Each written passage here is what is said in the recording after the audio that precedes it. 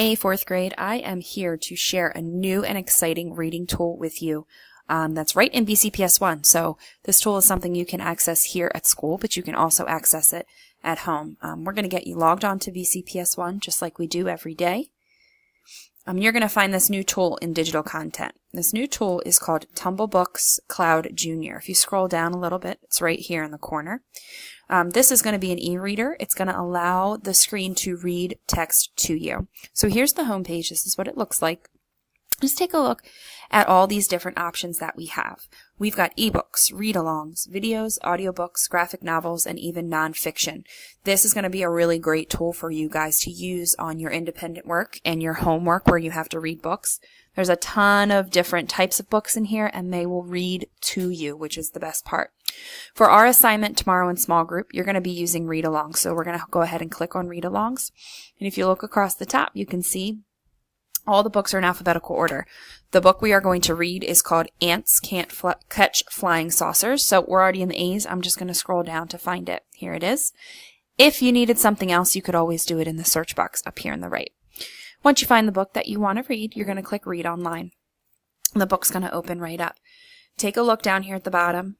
I want you to look at these buttons. I'm going to give you a quick walkthrough on all these different buttons. Then I'm going to give you a chance to explore the website a little bit so that you can get comfortable with it before small group tomorrow. So if you look over down here at the bottom, we've got these two green arrows right and left. This is just like turning a page in a book. So now I want to go all the way to page 5. Here I am. Okay.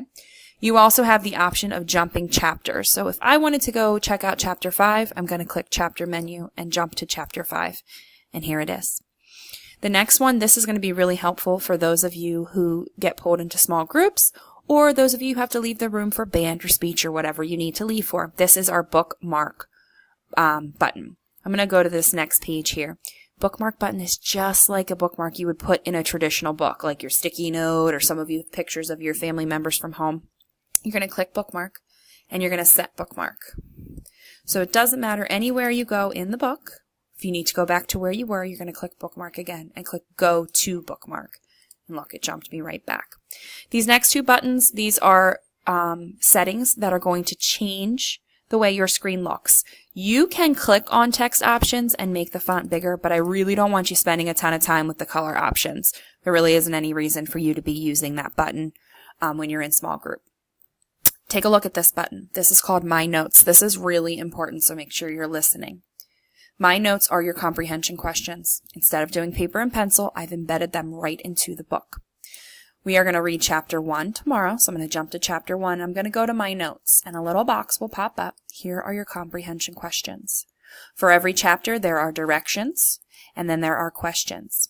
I'm going to have you type your name in there, and then you're going to answer your questions right here in the box. So for question 1, I think I have an answer. Abby feels great.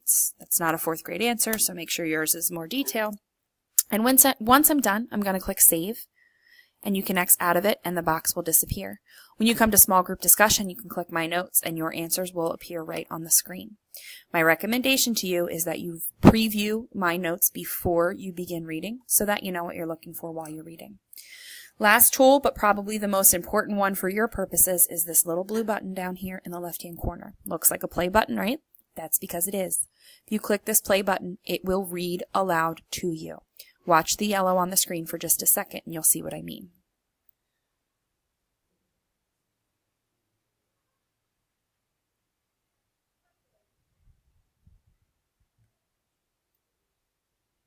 See how the yellow jumped down? That is where it is reading aloud to you. You can play and pause as much as you need to, and you can adjust the volume. You will need to bring your headphones to small group so that way you can listen to it and not be disruptive to those people around you. So that's the tutorial for using Tumble Books Junior. If you feel like you need to rewatch this, it is saved in your lesson tiles under today's date, 10/10/2017. Enjoy using it, guys.